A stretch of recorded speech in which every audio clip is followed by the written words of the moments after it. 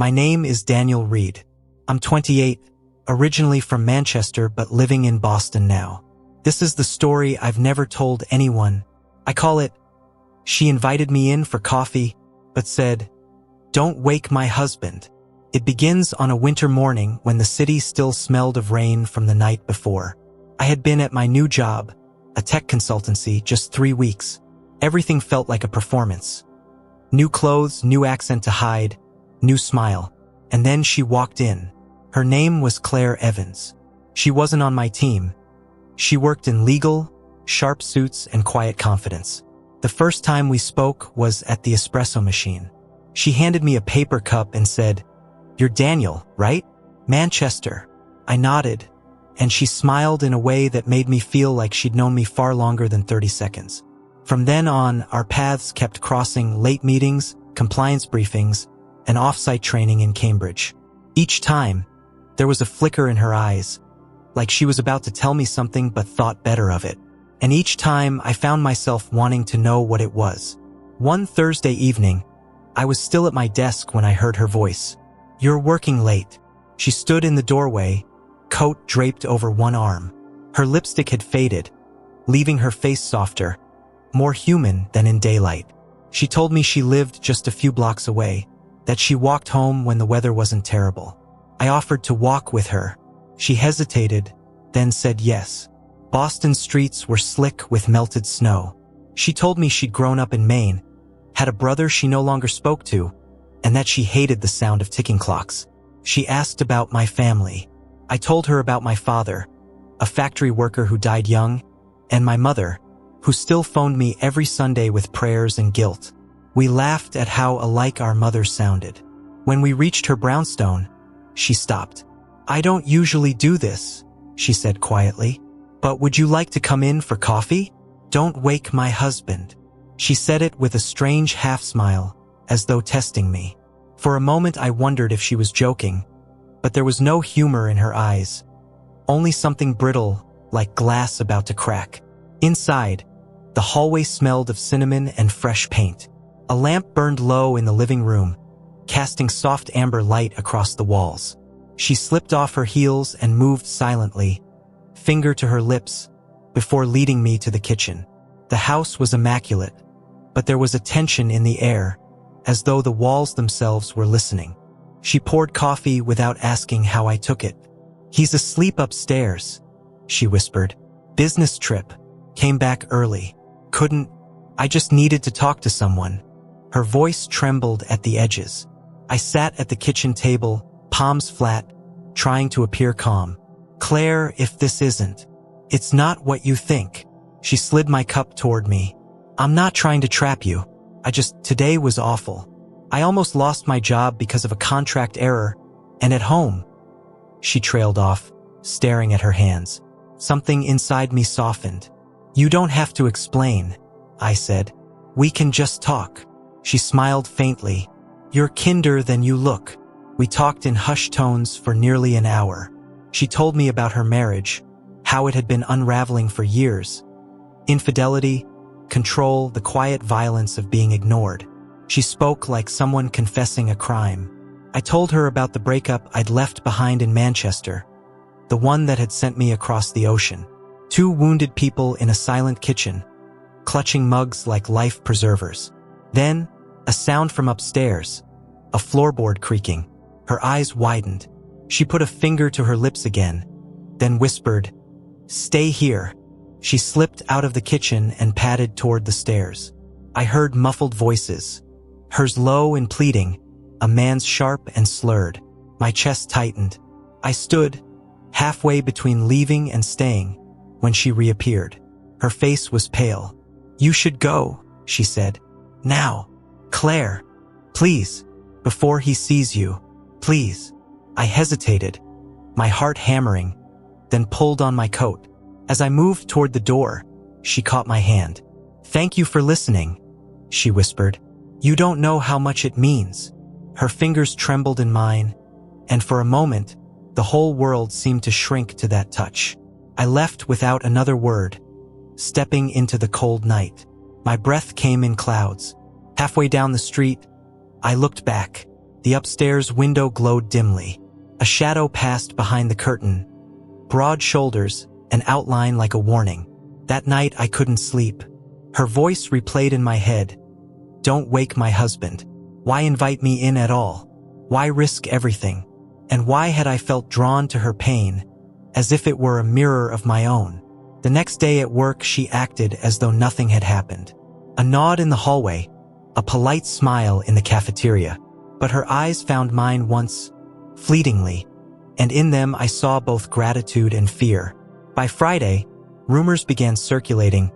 Legal department under investigation. Someone leaked information about a client.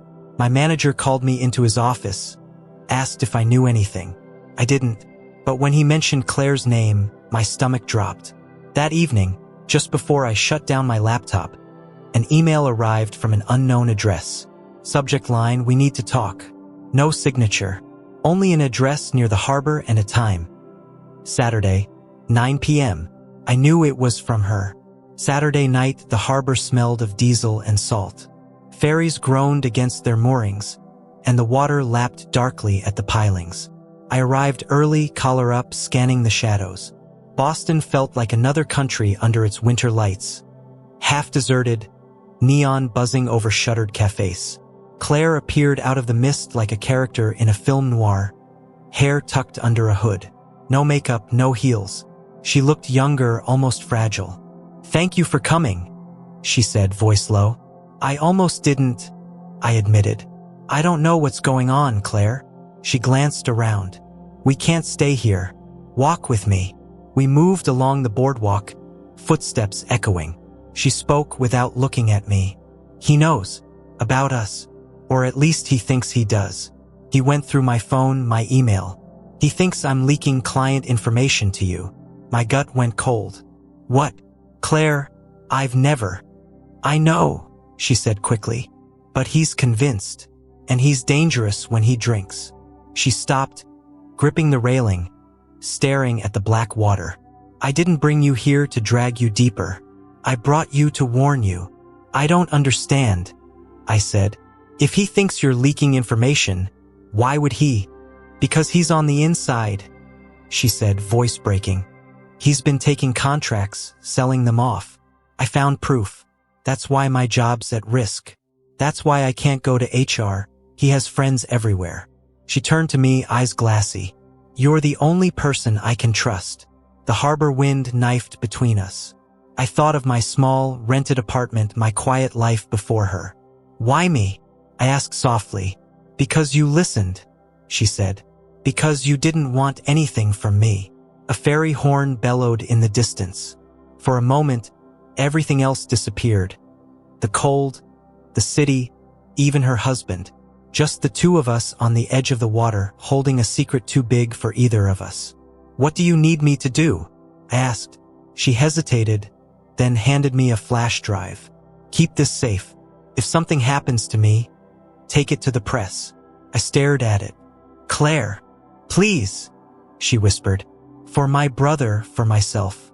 This isn't just about me. I slipped the drive into my coat pocket.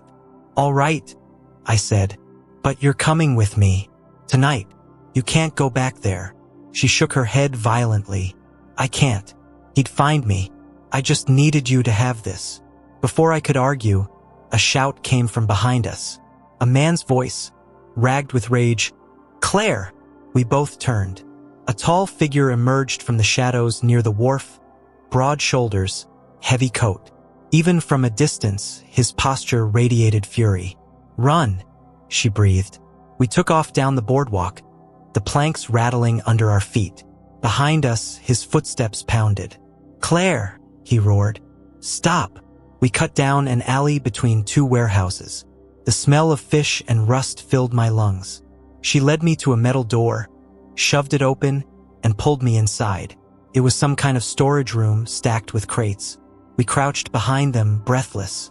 I'm sorry, she whispered. I didn't want you in this. Too late, I murmured. My heart hammered against my ribs. Outside, footsteps slowed. The door creaked. He was inside. We held our breath. Through a gap between crates, I saw him. A man in his late 30s, square jaw, eyes like flint. He held something in his hand. Maybe a wrench, maybe worse. He scanned the room, breathing hard. "I know you're here," he said softly. "You think you can ruin me? You think you can run?" Claire's hand found mine in the dark. She squeezed once. Fear, apology, maybe goodbye. He moved closer, boots scraping concrete. I could smell his aftershave mixed with whiskey. My fingers closed around a loose length of pipe on the floor. Then, just as he stepped past our hiding place, a siren wailed outside. Police somewhere nearby. He froze, cursed under his breath, and backed out. The door slammed. We stayed crouched, listening to our own heartbeats. Finally, Claire exhaled. "We have to go," she whispered. We slipped out a side exit and onto a different street, the city noise muffling our panic. She stopped under a flickering streetlight, shaking. "I'm sorry," she said again. "You should throw that drive into the ocean and forget me." I took her shoulders. "No, this ends now. We go to someone we can trust." Her eyes filled. "I don't even know who that is anymore." I thought of a journalist friend from college, one of the few people in Boston I could call at midnight. "I do," I said. For the first time that night, a flicker of hope crossed her face. We walked quickly to my car, heads down. Every sound behind us felt like a footstep, every passing vehicle like a threat. When we reached the car, she hesitated before getting in. "I don't deserve this," she murmured. I started the engine. "You deserve a life," I said. "That's all." As we drove off, I glanced in the rearview mirror. A dark SUV idled half a block behind us, lights off. We drove north out of the city, the SUV trailing us until I cut across 2 lanes at the last second and ducked onto a side street. For a few minutes, the only sound was the wipers against the windshield and Claire's trembling breath. Finally, the lights behind us vanished. My friend Ryan lived in a small apartment over a print shop in Salem. We'd been at university together. He'd gone into investigative journalism. When he opened the door at nearly midnight and saw the look on our faces, he didn't ask many questions. He ushered us inside, locked the door, and put a kettle on. I handed him the flash drive. "This needs to be in the right hands," I said. "If anything happens." "Nothing's going to happen," Ryan cut in, voice steady. "You're safe here. Sit." Claire sat at the kitchen table, fingers laced tightly. "If you open that," she whispered, "you'll see how deep it goes. Offshore accounts, shell companies, contracts tied to politicians. My husband thinks I don't know all of it, but I do." Ryan plugged in the drive and began scrolling. His eyebrows rose. "Jesus," he muttered. This is enough to bring down more than one person. And your name's all over the emails, Claire." "I saved everything," she said, "to protect myself, to have proof. But now," her voice cracked, "I'm scared he'll find me before the truth does." Ryan closed the laptop. "We'll make copies and get them to people who can't be silenced. But tonight you both need rest." He showed Claire to his spare room.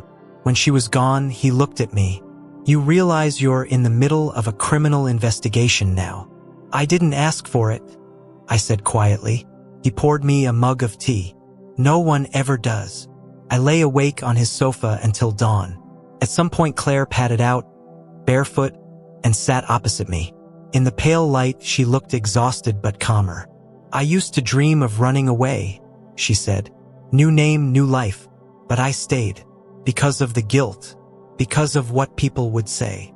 I shifted upright. "You don't have to justify it."